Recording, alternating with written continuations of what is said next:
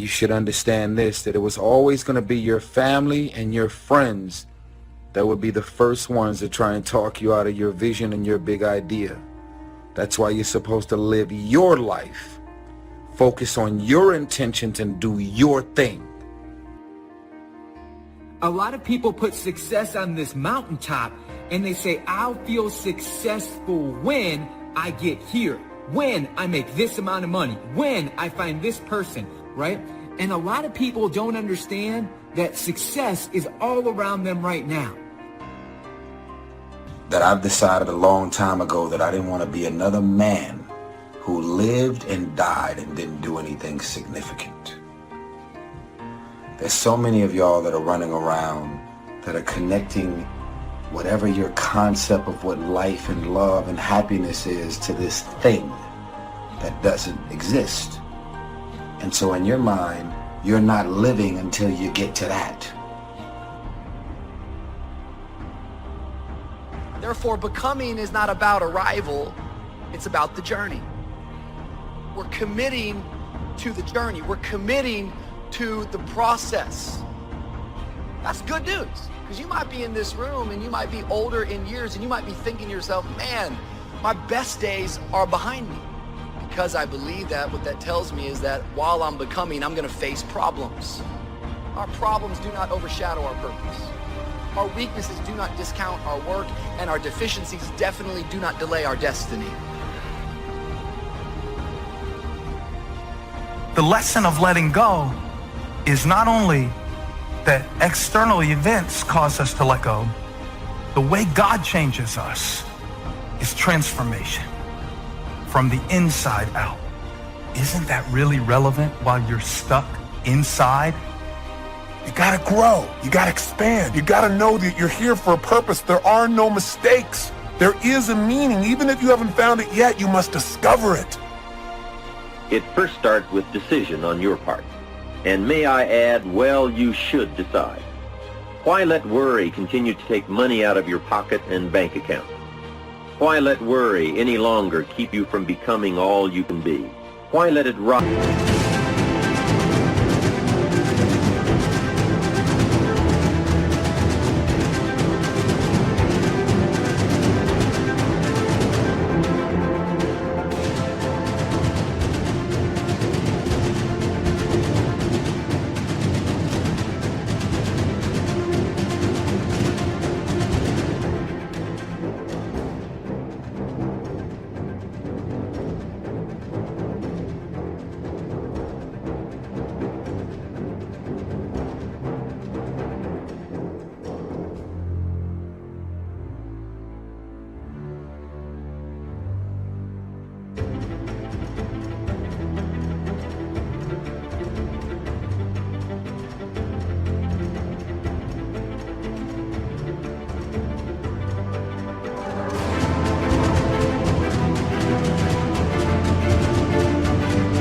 You of better friendship, better family relations, better profits, better results.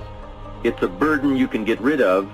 Why not be rid of those sinking, nagging feelings that all is not going to be well, that you can't do it, that it won't work out for the best? Worry is undue concern that takes up too much of your mental and emotional time.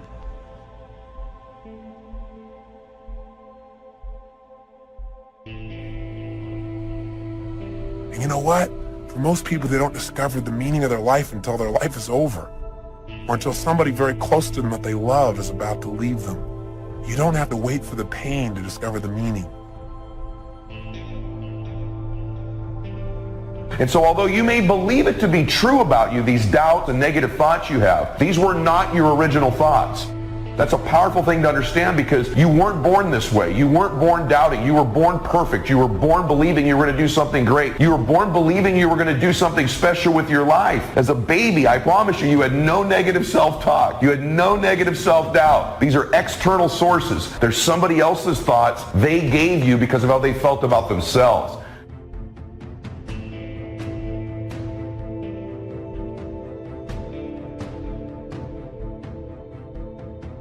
If you're offering words of wisdom to someone in the genuine attempt to help and they treat that with contempt, then shut up, because you're demeaning your words by throwing them away.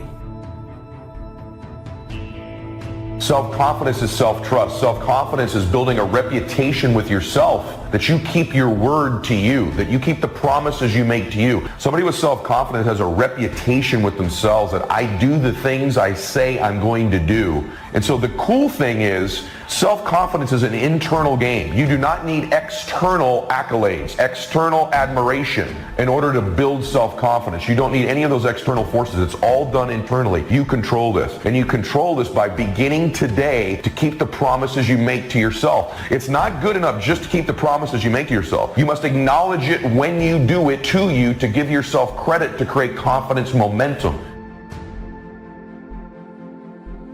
Expect the constituents and the comrades to leave you and desert you after a while. Don't be upset when they don't react to your dream the way you expected them to, because they were never...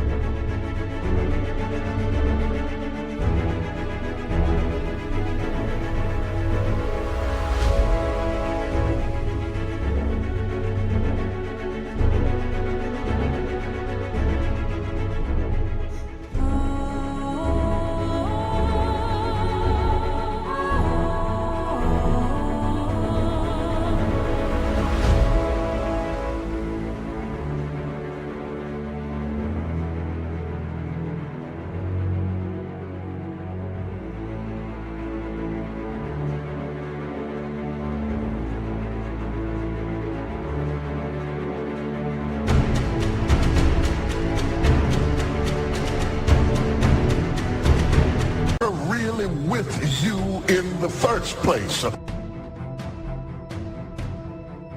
Success breeds contempt. You'll know you're winning when they start hating you.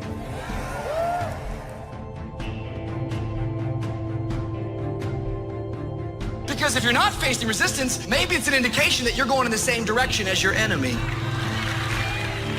If nobody's hating you over it, it's not big enough. You'll know it's big enough when they start hating you for it. And nothing you do satisfies them. And nothing you do calms them down. That's a sign that you're getting ready to get in a net-breaking blessing.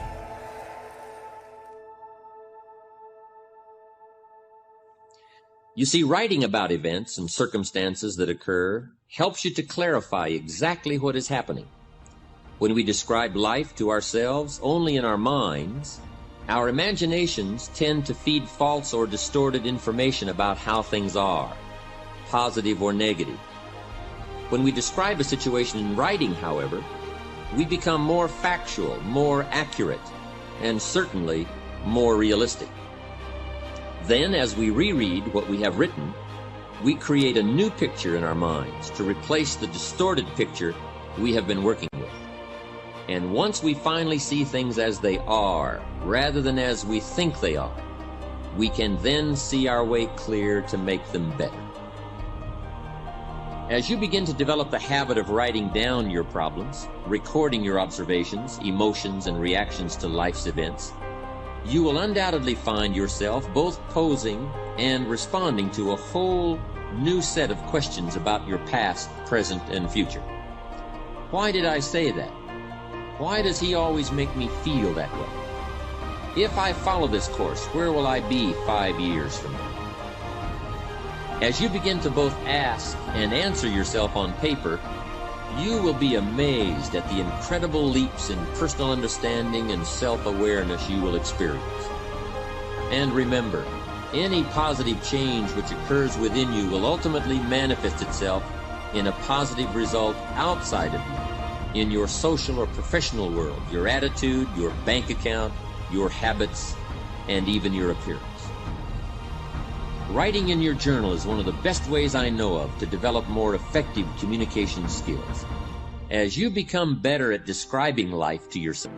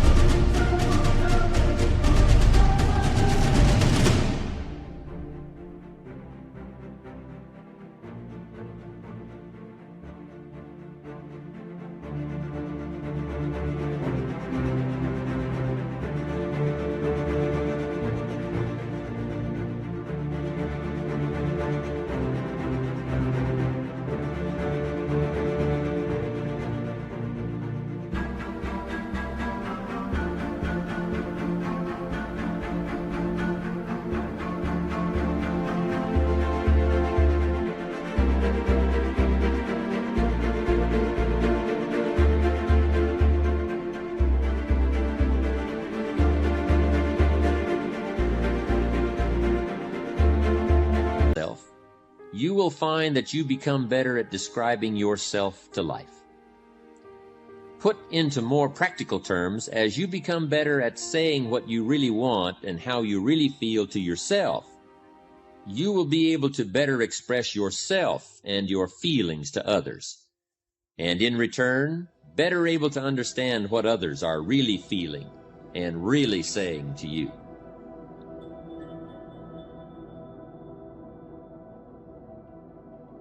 Do you define yourself by your emotions? Do you define yourself by your status? Do you define yourself by your lowest point? Do you define yourself by your highest achievement? All of that is dangerous. Because the moment you start believing that you are what you do or you are what you went through, there's a bleeding on the inside that happens when your sense of self-worth flows from what you do and what you go through.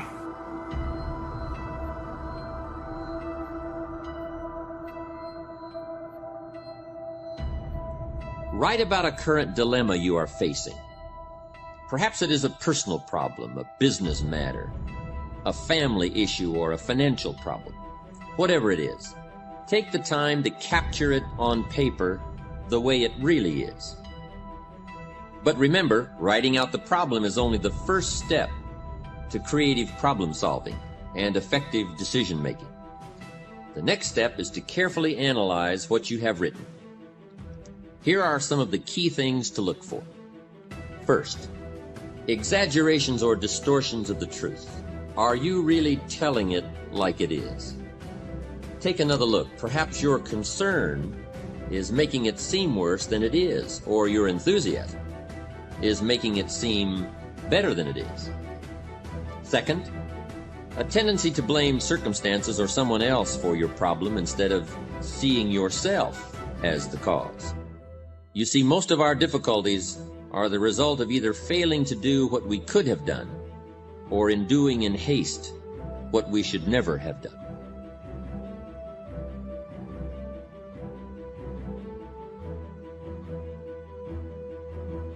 Third, a tendency to expect circumstances, or still worse, other people to change in order for your problem to be solved. Let me remind you one more time that things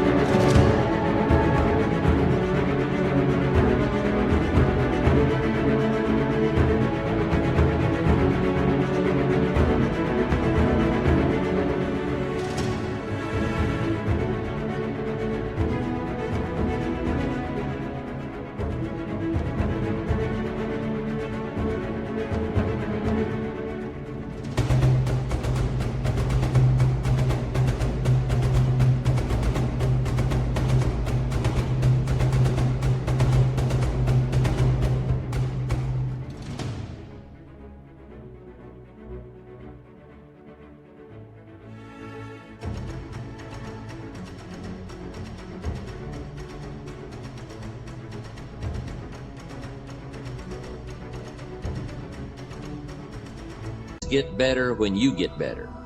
Passive hope never has and never will improve human circumstances. And finally, look closely for weak points in the obstacle where you might attack to bring that obstacle to its knees. It usually doesn't take much more than a few minor adjustments in either our attitude or our action plan to solve a major problem.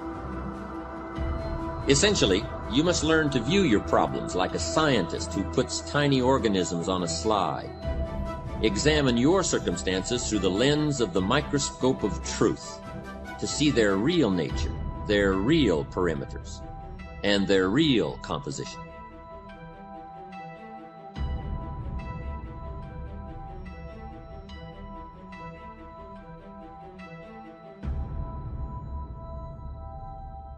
And two, as you examine your problem, do as any scientist would do, record your observations. You see, as you continue to refine your statement of the problem, of the way it really is, you will begin to move closer to the solution. And speaking of solutions, be sure to record the ultimate conclusion to your dilemma. If it worked well, then it is worth remembering. And if it didn't work well, as you had hoped it would, then it is even more essential to record the outcome, lest you should find yourself repeating mistakes instead of learning from them. Mistakes in judgment are nothing to be ashamed of. Surely most of our personal growth comes as a result of our errors. But what is truly unforgivable is to make the same mistake twice. Every mistake has its own price tag, but the most costly error anyone can make is an error unlearned and often repeated. If something didn't work, it may be too late to undo the mistake, but it's never too late to make adjustments and revisions in your thinking. As step one for getting used to using your journal then, I would suggest writing down problems that you encounter and recording all the steps you can take or did take to solve them, as well as their eventual outcomes.